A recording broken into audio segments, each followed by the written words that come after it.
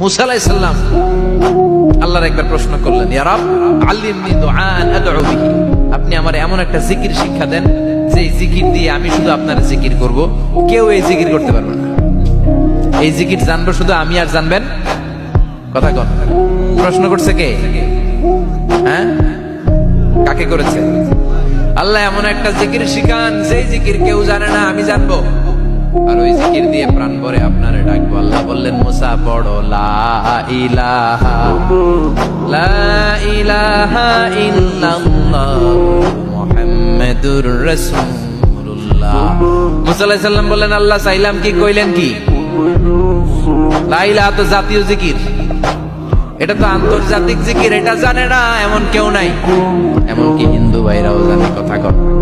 আল্লাহ আমি তো চাইছিলাম এক্সক্লুসিভ, আমার জন্য স্পেশাল, এর চেয়ে সুন্দর আর কেউ জানে।